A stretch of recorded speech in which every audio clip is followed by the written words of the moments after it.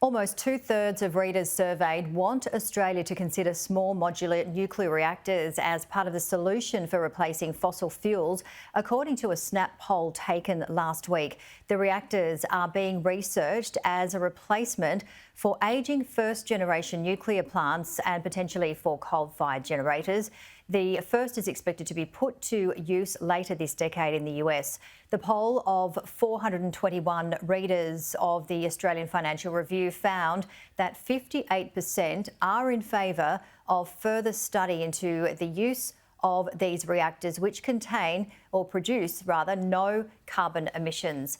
The opposition has called for the Albanese government to consider the small nuclear reactors, but the government say the plants are uneconomical compared with solar and wind power.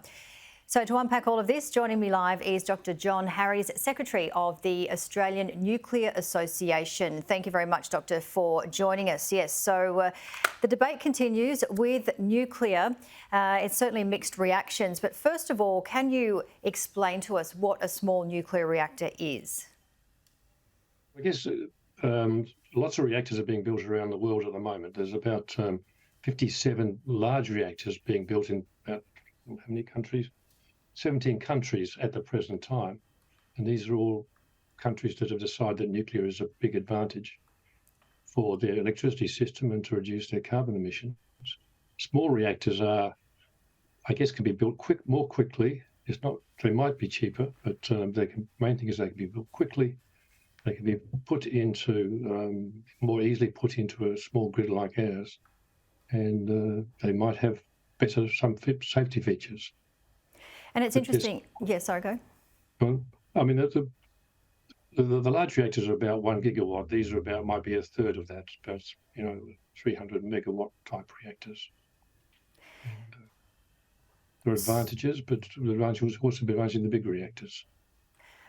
Chris Bowen, the Minister for Climate Change and Energy, spoke last week at the G20 Energy Ministers meeting. He was also interviewed on CNBC, and I'll quote a couple of comments that he said, nuclear energy has never been part of Australia's energy mix, and Australia will be starting from worse than scratch since it had never had nuclear industry in the first place.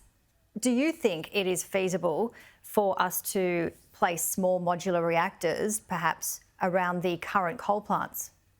I think it's very feasible. I think he's sort of, he has a position, he wants to push it. But I mean, we've had a nuclear reactor in Australia for the last 50 years. It's a research reactor at Lucas Heights in the suburbs of Sydney. This reactor's operated, a high-fire reactor operated for almost 50 years. There's a new reactor in place now. We have a nuclear technology. We do have an expertise in managing, regulating, and running nuclear reactors. Maybe albeit this is a 20 megawatt research reactor, but now we have this expertise in running nuclear things. And Australia is the third highest producer of uranium, I believe, in the top sort of three there. So we do produce a lot of uranium. I guess one of the big questions that we are hearing is the waste. How, in your opinion, would we, if we were to have small modular reactors or larger ones, where would the waste go, and what is your concern about the waste?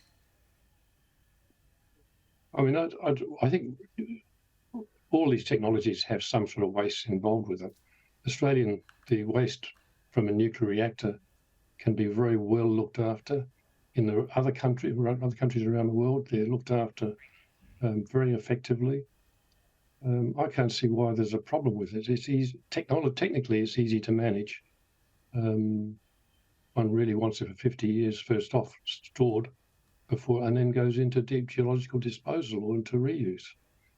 I mean, basically, present time we're going to have some nuclear-powered submarines, and these need to be also included. And what are we learning from overseas? We've got Canada looking at building more. We've got lots of technology in the mix with various countries around the world. What are we hearing? Well, of course, I mean, Canada, UK, US are all putting more money into increasing the amount of nuclear. I mean, I can't understand how Chris Bowen says that nuclear isn't a viable option. If you look at the way other countries are approaching it, they're deciding it's quite viable. But we in Australia have this prohibition, which says, nuclear is not allowed. We can't even consider nuclear. And yet nuclear is about a zero carbon emission electricity source. If the aim is to reduce carbon emissions, then nuclear has to be part of the consideration, one of the viable options. One of the other points of discussion with nuclear in Australia is the time it would take to build a reactor. How long would you estimate it would take? Well, if one goes for a big reactor, the big reactors are being built around the world in 6 to 8 years, but we do have to put a regulatory process underneath it. The small modular reactors are going to be much more built in factories, and they're going to be much quicker, 4 or 5 years. All depends. One has to make a site. One has to select a site. There's a slight process. There's a regulatory process that has to be put in place. Once construction starts, it's 3 to 4 years for a small modular reactor once they're commercially available. And how safe are they? Because we hear, talks of Chernobyl and big nuclear plants over the years. Tell us, from your point of view, your expertise, how safe they are. I think they're very safe. I mean, basically, one isn't going to build a Chernobyl reactor. That was a very old technology and under a Soviet system. Each time there is an incident or an accident, the technology has been improved, like all other technologies. So a new modern advanced reactor is going to be very safe. I mean, other countries around the world have decided that this is good for them. So why in Australia are we the only country that doesn't have? We have the engineering expertise, we have the capability to look after it and to maintain it. All right, well, we do have to wrap it up there, but thank you very much for your time and expertise. Great to chat to you, Dr. John Harries, Secretary of the Australian Nuclear Association.